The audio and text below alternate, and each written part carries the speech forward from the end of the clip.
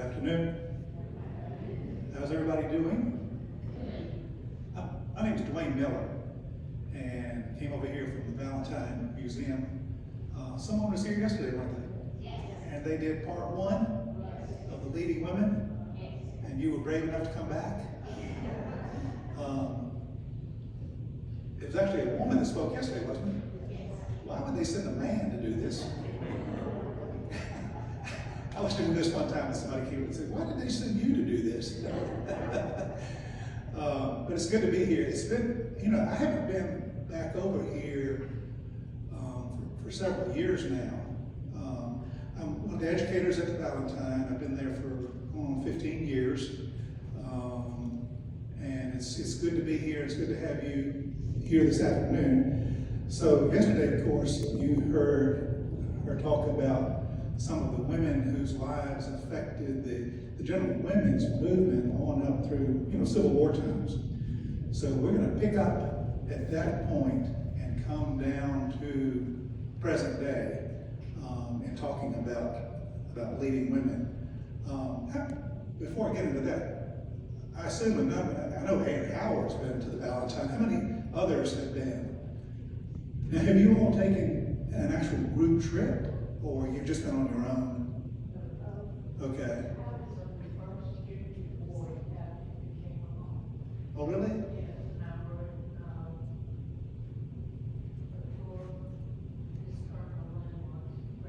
Okay. Okay, good. So, a lot has gone on down there. There's been, another partial renovation in the past couple of years, so things are going well down there. So let's get started talking about some of these leading women of Richmond and the influence they've had. Now, I don't need to tell you that, since most of you have already been there, that the focus of the Valentine is on history and culture as it has played out in the Richmond area over the centuries, going all the way back. So, after the Civil War, you had a lot of economic hardship in the Richmond area, naturally after any war, and after that war. And then you had the coming on in full force of the Industrial Revolution. So between economic problems and then the attempt to put things back on sound footing economically with this Industrial Revolution, that caused a lot of changes, and a lot of them were good, and a lot of them caused some problems, for the poor, for those who had formerly been enslaved, for those who were having a hard time getting jobs and so forth. So the landscape was changing, and women started stepping into some very important roles to see what they could do to help with some of these problems. This period of time from late 1800s on through about 1920 or so is called the Progressive Era, and a lot was going on. In the industrial side of it, they were trying to limit the hours that people had to work. They were trying to do away with child labor. All kinds of issues that needed to be addressed, and issues that women seemed to be more keenly concerned about than a lot of those who were in power at the time. So we'll see how that all comes into play. Let's see. The first person we're going to talk about in the medical field, Dr. Sarah Garland Jones. She came to the Richmond area as a young girl. Her father was a very well-to-do builder, actually built 6 Mount Zion Baptist Church in the Jackson Ward area. She went to a school that later came out of the Freedmen's Bureau during Reconstruction times after the Civil War, and it later became Armstrong High School, and she was a student there. And then she became a teacher. She taught at the Baker School down there near the Jackson Ward area for about 5 years. Then she decided she wanted to go to medical school. She wanted to become a doctor. So she went to Howard University, and she graduated from Howard University, and they have an exam that all of the students, had to take at the end of their tour there of school. There were 86 people who took that exam, and she scored the highest score in surgery and other aspects of it. So came to Richmond, and she became the first African American doctor, female doctor in Virginia. When she died, she was the only female African American doctor in the state of Virginia. She gets to Richmond, and she and her husband, who was also a doctor, set up a medical practice in that Jackson Ward area. And I talked about some of the issues that were going on at the time. One of those issues had to do with health care. What she saw in that Jackson Ward area was that the mortality rate among the African American community was double or twice that of the rest of the community in the Richmond area. So what did she and her husband do? They set up a one day each week where they would have a free clinic where folks who had some medical issues, medical concerns, needed medical attention but could not afford it, could come and be treated. She and her husband also set up something called the Richmond Health Association, and it was the beginnings of a hospital type setting. And they had a location there in Jackson Ward, and later another one up on Church Hill. And that continued on down to the point where if you go up on a Church Hill today, the Bon Secours up there is a direct descendant, essentially, of the institution that Dr. Jones and her husband helped establish.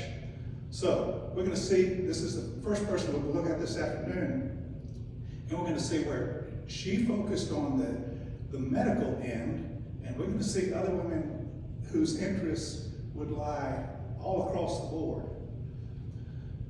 Now you know this lady. You know Maggie Walker. Maggie Walker's mother worked in the home of Elizabeth Van Lew up on Church Hill. And the Van Lew household before the Civil War actually had servants who were enslaved.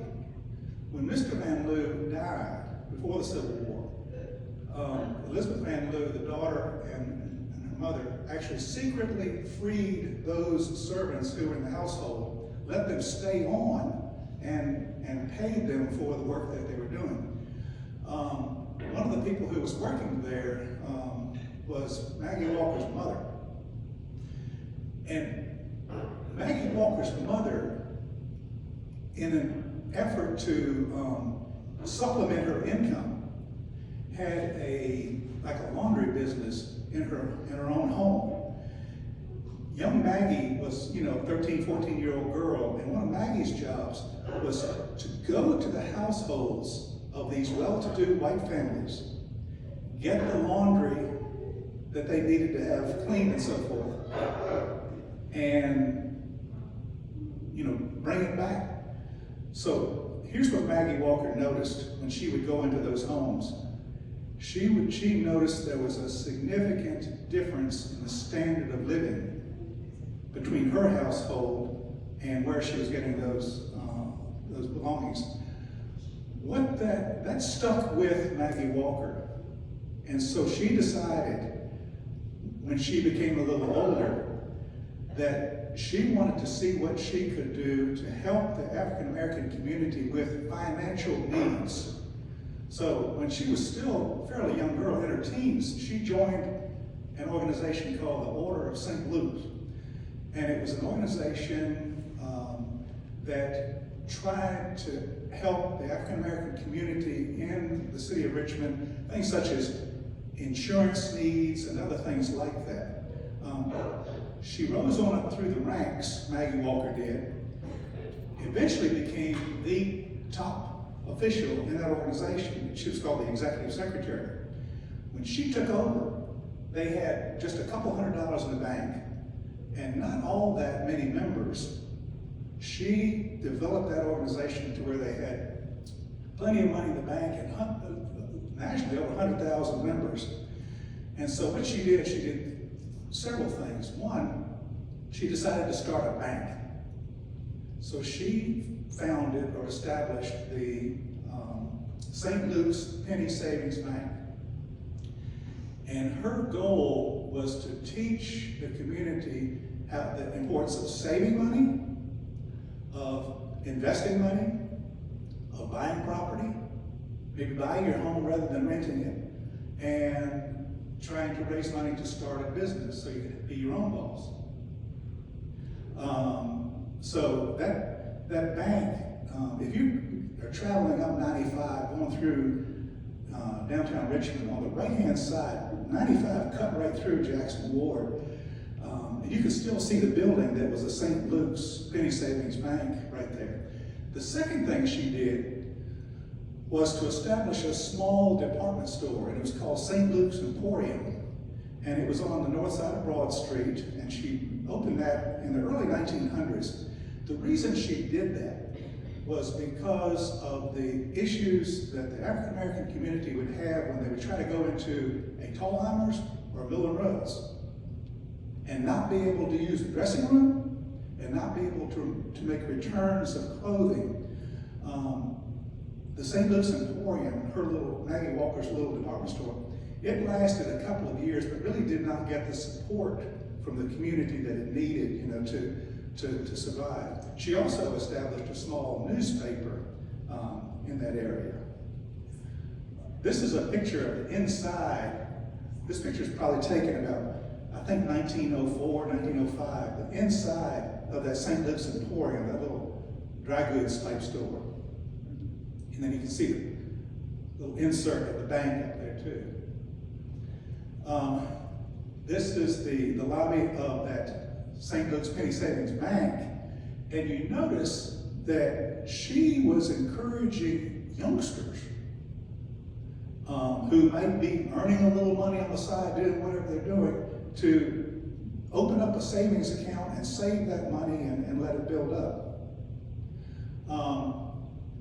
I guess it was like 2017, not too many years ago, that the statue to Maggie Walker was erected at Broad and Adams downtown, near the area where Maggie Walker was prominent. Let's see, I thought we had a picture of her house. She lived over on Lee Street, and that house is now National Historic Landmark over there. Okay, so we've seen Dr. Jones in the medical field and Maggie Walker in, say, the financial area. Let's talk about someone in the field of education. Virginia Randolph Ellett. Everybody that knew her called her Miss Jenny. She's originally from New York, but her family moved to the Richmond area when she was very young. And she was very interested in education and in the education of young girls. Because at the time, it was mainly the guys who would be going on with their education. And any schooling that the young ladies were involved with early on had to do with those skills that might be needed by a homemaker.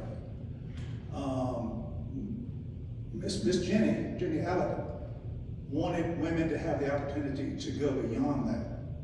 She and her mother started a little small school in their home on Grace Street, and a few years later it moved over to Franklin Street in Linden Row. We'll see Linden Row a little bit later.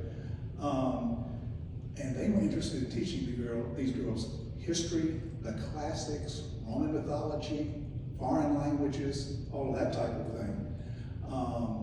And Miss Ellett established a connection with the Bryn Mawr College, that women would attend. And Bryn Mawr was very, very difficult to get into. Their entrance exam was extremely difficult. And Bryn Mawr there were 8 cities around the country that would give the very difficult entrance examination to become a student at Bryn Mawr. One of the cities was Richmond, and the reason was Miss Ellett's little school. A few years later, in 1917, she opened a little day school out on Grove Avenue that became St. Catherine's. That's right. She was there, the head administrator, for about 3 years, and then the Virginia Episcopal Diocese took over the school. She continued to teach there for a while. She actually did not have a college degree, but was better educated than, most of the people in the area, and recognized at the time of her death as one of the finest educators in the country, really. So her goal was to break this mold that was the idea that, women shouldn't be seeking further education. She thought that was farthest from the truth that there could be. This is a picture on the grounds of a graduation ceremony at St. Catherine's. Did anybody go to St. Catherine's? Okay. 1, 2, 3, go.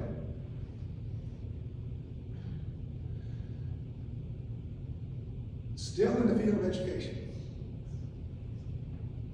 This might not be her picture. Why have you got it up there then? This is thought to be a photograph of Rosa Bauer, but they're not entirely sure. If you got some photographs at home of old family members and nobody wrote anything on the back of them, I do. She was born into slavery in 1855, and family moved to the Richmond area.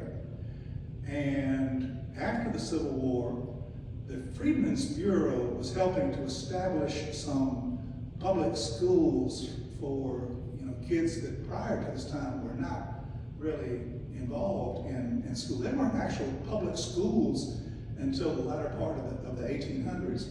Rosa Bowser, very intelligent, went to that same school I mentioned earlier that later became part of Armstrong. And it was recognized by her teachers that she was very, very bright. She is probably the first female African-American public school teacher in Richmond. She taught primarily math and I believe some English courses too, in addition to some others, at that same Baker school that I mentioned a little bit earlier. Also, this is pretty forward thinking, I think. You have all these individual teachers who are doing their own thing. And Rosa Bowser said, why don't we teachers in the area get together and form a teachers association, and we could share ideas about teaching strategies and curriculum and all these kinds of things. And so she did that. She was also involved in something that we'll see in a little while, the suffrage movement, the movement for women obtaining the right to vote. And Rosa Bowser was involved in that effort too.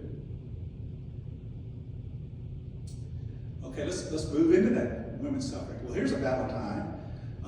She married Benjamin Valentine, who was the brother of the founder of the Valentine Museum.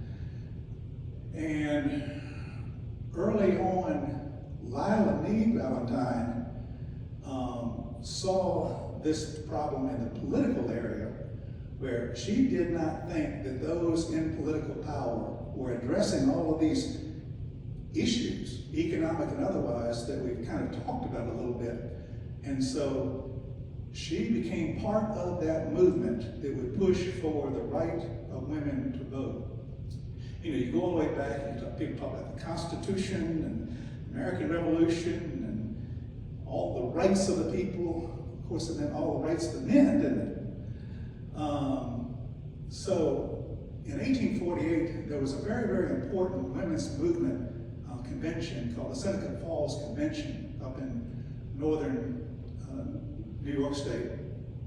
And at the Seneca Falls Convention, a number of women from around the country got together to discuss the social issues, cultural issues, political issues, religious issues pertaining to women and the rights of women.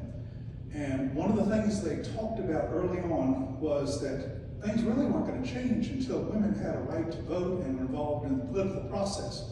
It was going to be a number of years before that issue really took off.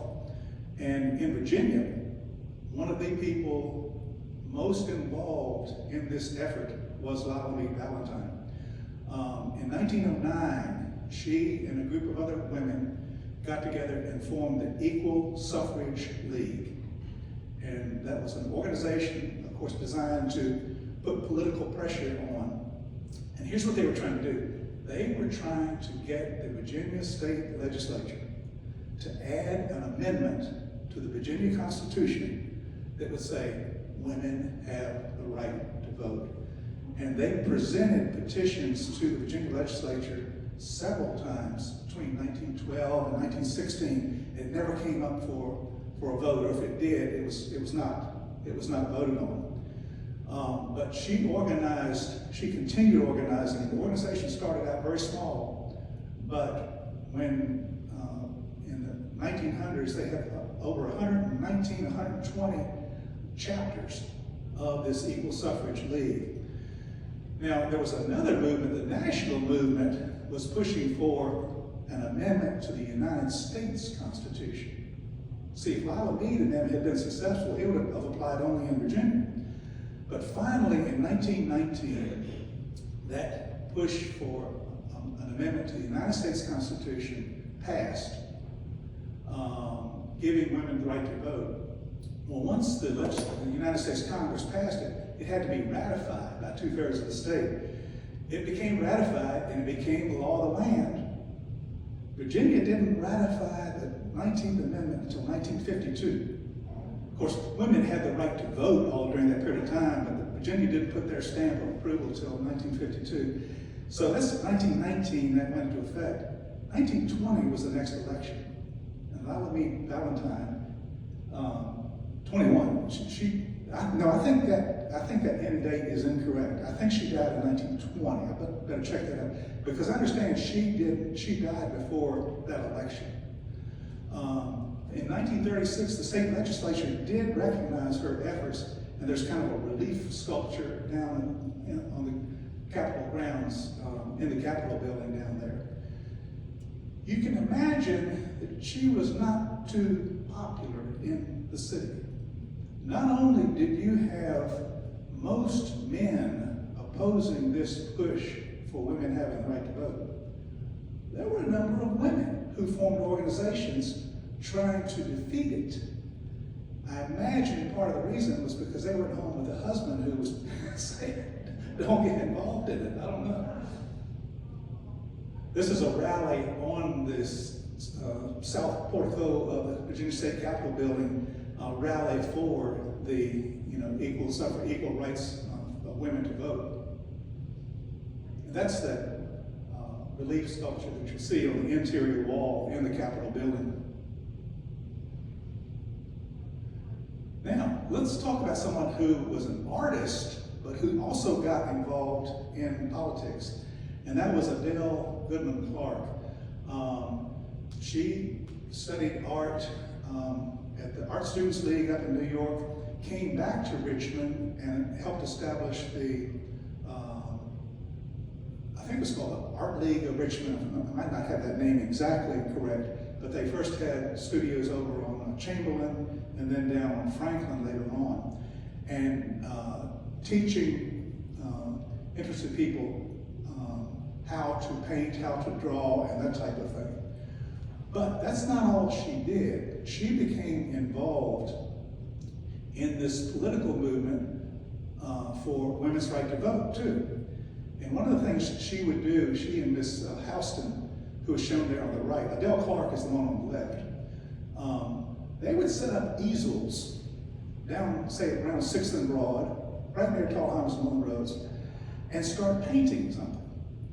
Well, people naturally, if somebody's doing something, will come up and kind of look at what they're doing and start asking them questions about it. Well, she had little pamphlets about women's suffrage and about the women's right to vote and would hand those out. And she said there were a number of times that men would come by and kind of scoff at her about that issue and say, you just need to be at home where you belong, that kind of thing. And she would say, I've been supporting myself since whenever. And so she was very involved in the artistic side and in the political side too. And she's there second from the right. They're outside the Chamber of Commerce. And this was a group of ladies in the early 1900s who I think had just been to a meeting involving the push for the women's right to vote. One of Adele Clark's students at that Richmond Art League was Teresa Pollock. She studied at that Art League studio, and then she went to New York and studied art. I think that same Art Students League in New York. Came back to Richmond, and she actually graduated from the University of Richmond, but she helped establish the School of Art at Old Richmond Professional Institute, RPI. And you know, that would grow through the years, and later on RPI would become merged with Medical College of Virginia, and that formed VCU, Virginia Commonwealth University. It is said that the art school and the arts program at VCU is probably the #1 arts program in the country. And it started off with Teresa Pollock. Now, she brought in some ideas that ruffled some feathers. I can imagine when the administrators walked by one day and walked by the art classes there and saw for the first time students in there drawing a live nude model, that it kind of raised some eyebrows. But she said that's an important part of the study of the anatomy for an art student.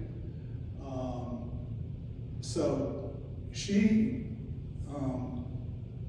again, in this arts field, and you notice a common theme about all of these women. Whatever area they had a passion for, they seemed to really have a desire for perfection, didn't they? And whatever they wanted to do, they wanted to do it well and do it right. And you see that time after time. That's why they're leading women. One of the portraits that Teresa Pollock did was this portrait of Adele Clark, the artist who we saw that was actually her teacher early on.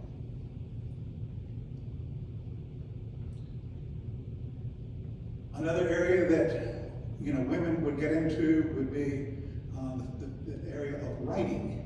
There were a number of authors, female authors, say during the 1700s, 1800s, whatever, that would use their initials and then their last name in an effort to get published. George Eliot, who wrote Middlemarch, was a woman, but she took the name George, helped her get published, didn't it? Ellen Glasgow came to Richmond as a young girl. Glasgow House is still down there on Main Street near the Jefferson Hotel. And her father had a very fine library.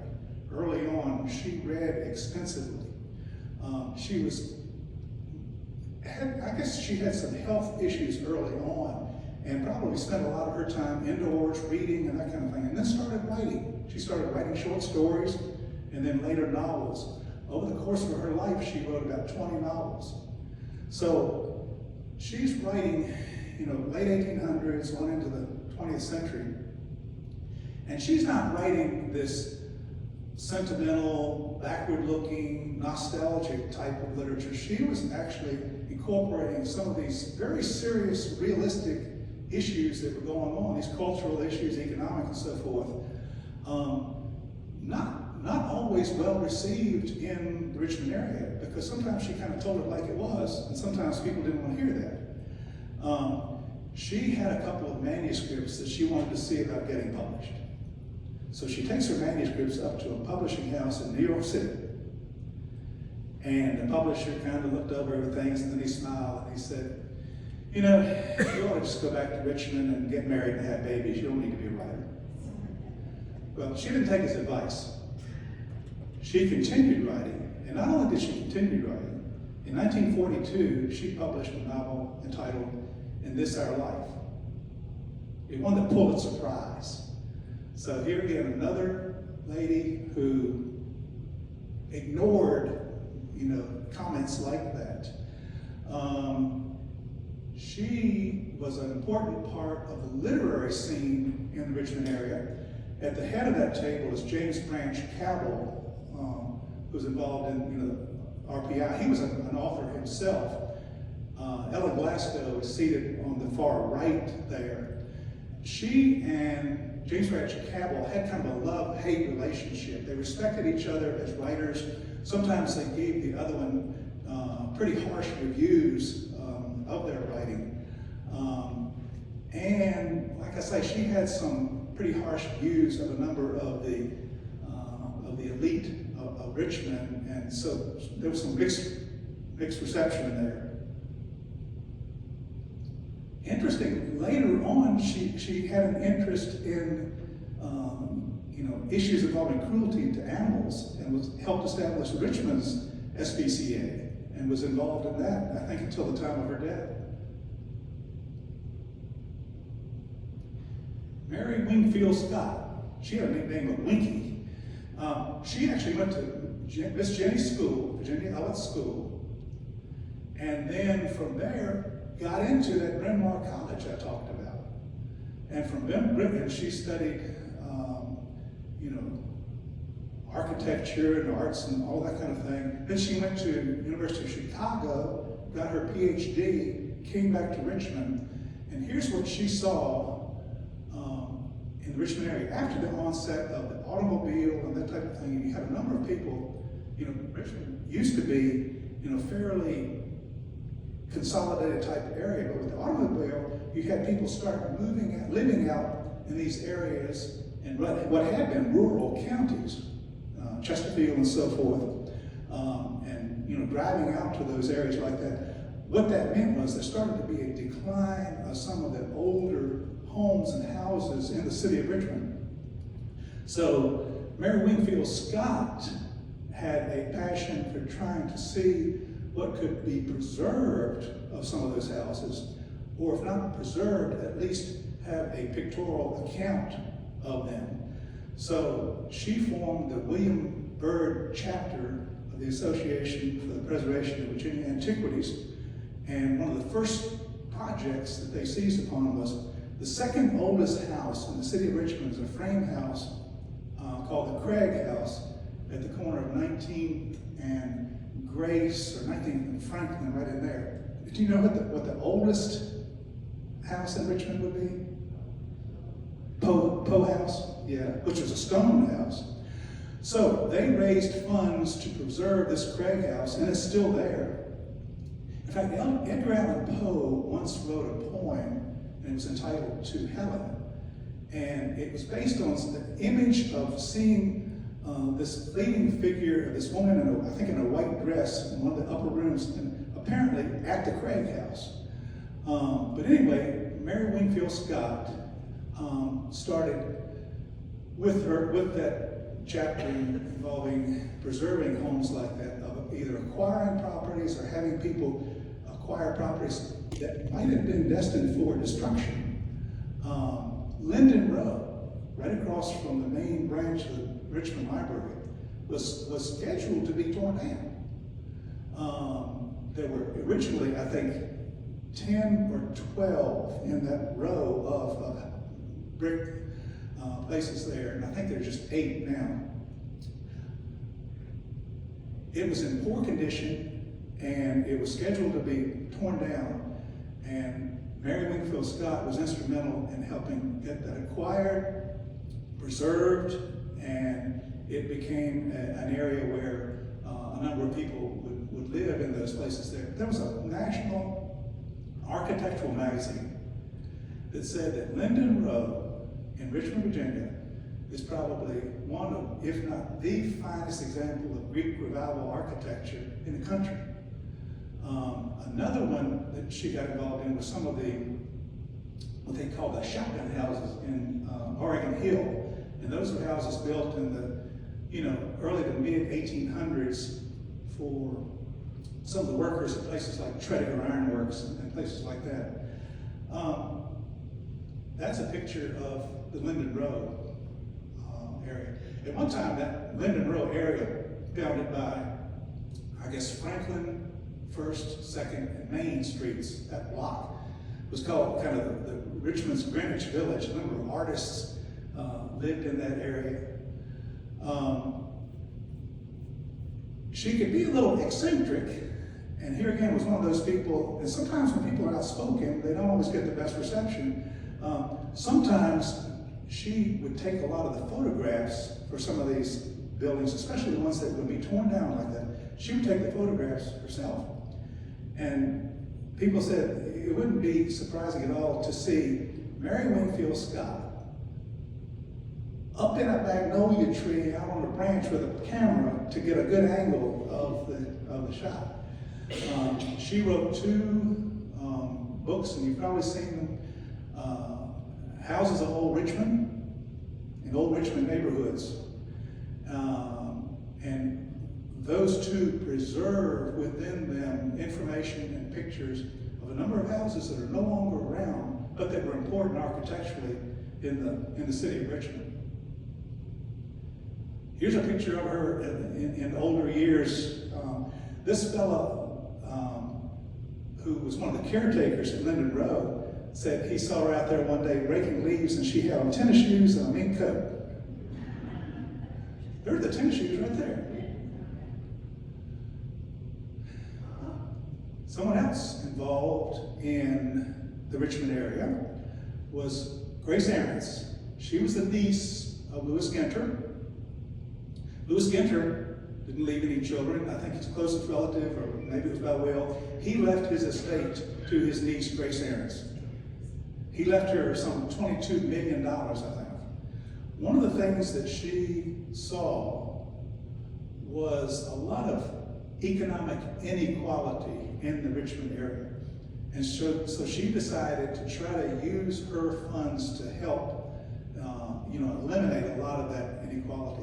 One of the things she did, and I forgot the St. Andrews Episcopal, Oregon Hill area. She helped with the establishment of that. So the church, there was a school there, there was a playground there. There was even a night school for children who had to work during the day. She helped, and I don't think I mentioned that Lila Meade Valentine helped establish the Richmond Nursing Association and also Richmond Education Association. Grace Aarons was involved in that nursing association too. Before Louis Ginter died, he had become interested in this area out around Lakeside and purchased a lot of property out there. He had plans to develop that. Late 1800s, bicycle riding was a craze, and there was the Lakeside, I think they called it the Lakeside Wheel Club or something like for the bicycles. But then he dies, and there was a house there, it was called Bloemendaal, and that name represents Louis Ginter's Dutch background, and it means Valley of Flowers. She lived there for a while. What's on that property now? Louis Ginter Botanical Gardens. And that was one of Louis Ginter's dreams. We did have a really nice picture, I'm not sure why it was taken out.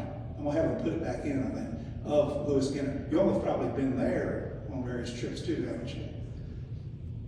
Of course, the best time of year for that is coming up right now, isn't it? So that's kind of the first segment. We've only got a couple more ladies to go, but we're moving into a more modern era. The first one we want to talk about was Eleanor Parker Shepard. She came to Richmond from Georgia. She considered herself actually pretty shy and not wanting to get too involved. And they kind of talked her into getting involved with the PTA at Ginter Park Elementary.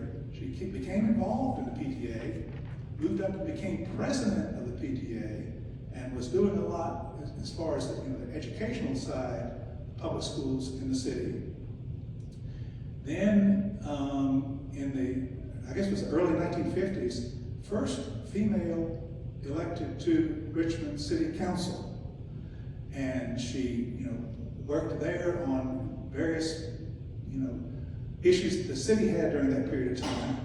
I think it was 1962 became the first female mayor, of any city in the state of Virginia. So she was there for a while, and then elected to the Virginia House of Delegates, and she was in the House of Delegates for a number of years. One of the prominent pieces of legislation that she sponsored was the one that merged RPI and MCV to become Virginia Commonwealth University. That portrait there, by the way, is hanging in the Valentine Museum. This lady, Marie Hasegawa, born in Japan, she was born near Hiroshima in Japan, and she and her father and family came to the United States before World War II, and he was at University of California in Berkeley. Then when Pearl Harbor hit, and then they had the internment camps in out west and different places.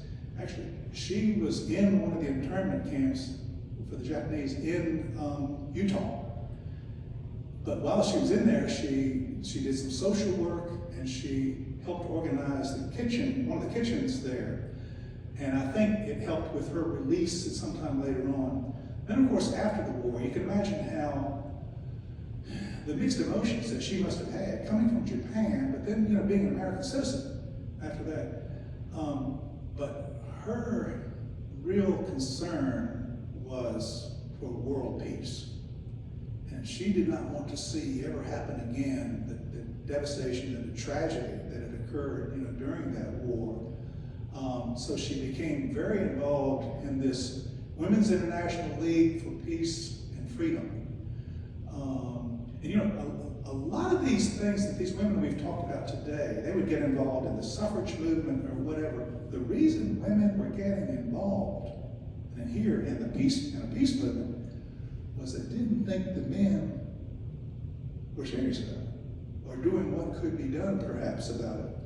So she was a very soft-spoken lady, but very firm in her convictions, and received several awards, kind of lifetime awards, for her efforts in the peace movement internationally.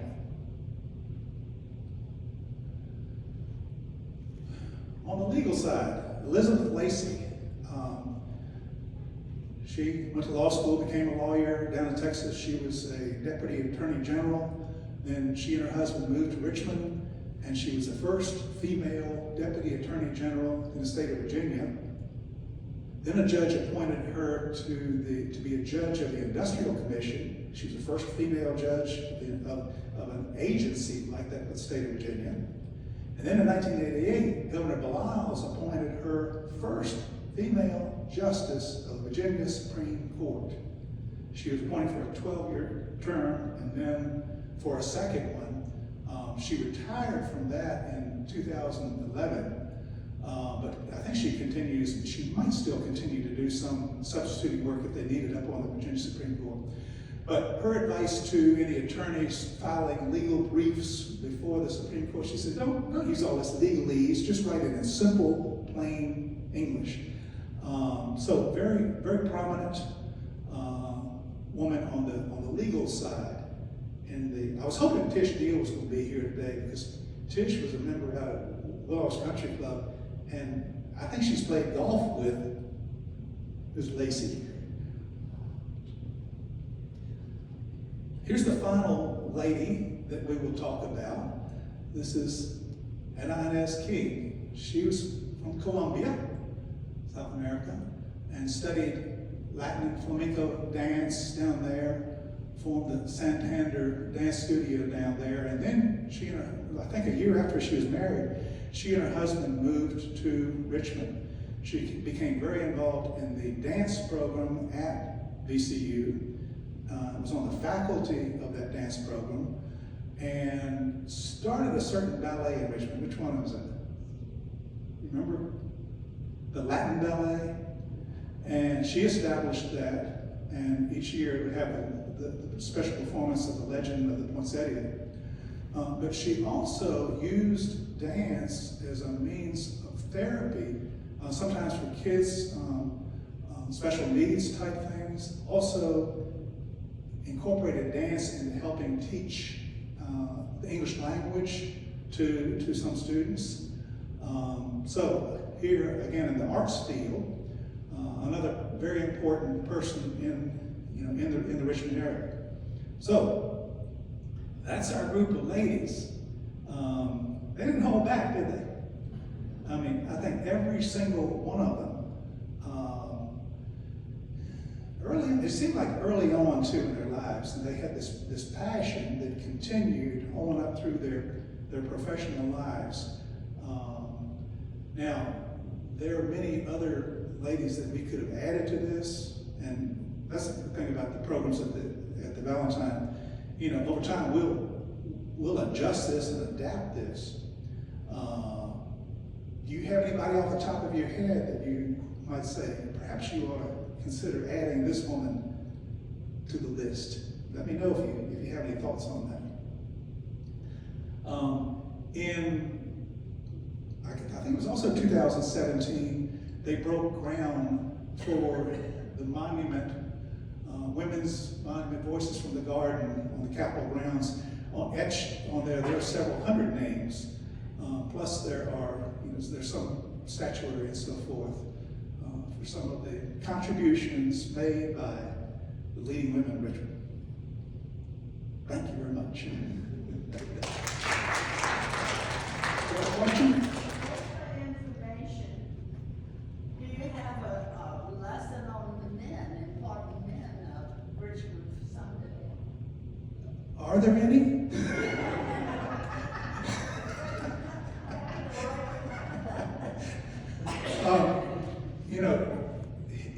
Do you remember, here's the way I'll answer that question. You remember going through school and your history books and so forth, how often were the women invisible? A lot of times, weren't they? Early on. So as far as the men, you go back through the history books and you'll find whether it's on the political side, the military side, or whatever, a number of them. But we don't have a particular program that's dedicated, to that. Right. We have one that's called Richmond Faces and Places. And there are a number of men in that one, it's a number of women also. It's kind of, combined. That's a good question. Any other questions? Yes, ma'am.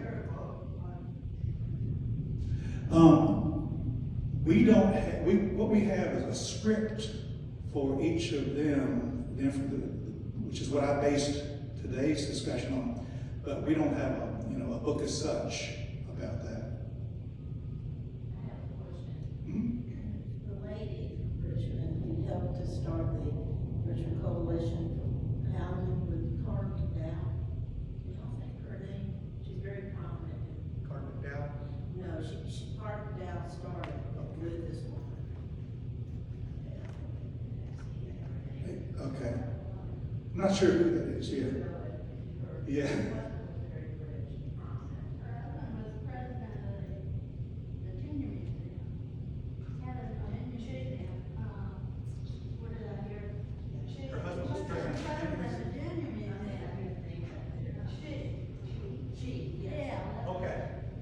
That would be a good one. Yeah. Yeah.